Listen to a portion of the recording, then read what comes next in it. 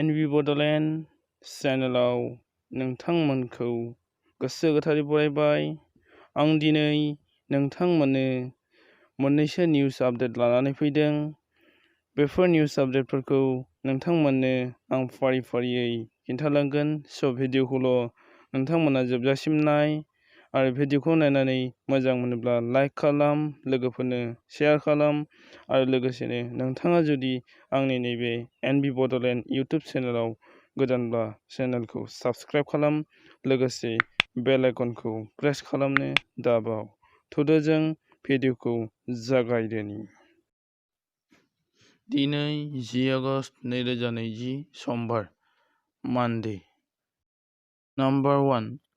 मैया आबादारिफोरनि जौगाखांनायनि थाखाय 1 लाख रांनि पेकेज फोसावो गाहाय मन्थ्रिया आरो बिथाङा बुंदों बे राङा 10 कौटि आबादारिफोरनि थाखाय खामानि होगोन होननानै, मानोना आबादारिफोरा खम सुदनि लुन लानो हागोन आरो बायदि मैया आबाद मावनायाव बाहायनानै गाव गावनि जौगानाय लाबोनो हागोन।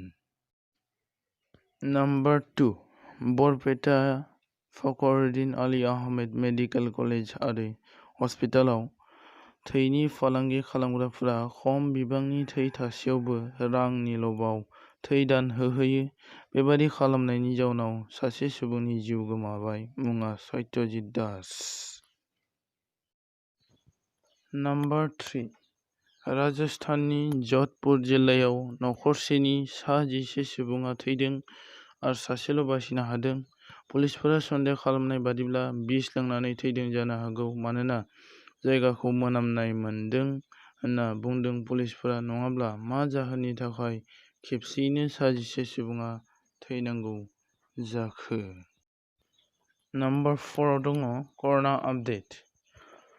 आसामनि टटेल केसआ जाबाय 58,837, बेनिनो डिस्चार्ज जाबाय 42,325 आरो एक्टिभ केस जानानै दं 16,364, थैनाया 145, माइग्रेट 3।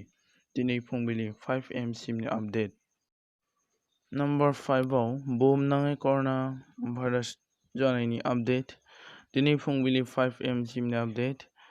बुहुमनाङै नाम्बार 1, 2 आरो 3 आव दं। नाम्बार 1 आव USA, 2 आव ब्राजिल, 3 आव इन्डिया। जों इन्डियानिखौ नायदिनि।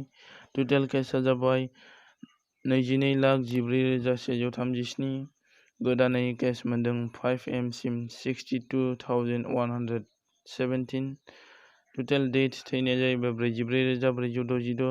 गोदानै थैदों 1,013 जन दिनै फुंबिलि 5 बाजिसिमनि गेजेराव आरो रिकभार जाबाय 15,34,278 जन आरो दा एक्टिभ केस जानानै दं 6,35,393 जननि देहायाव।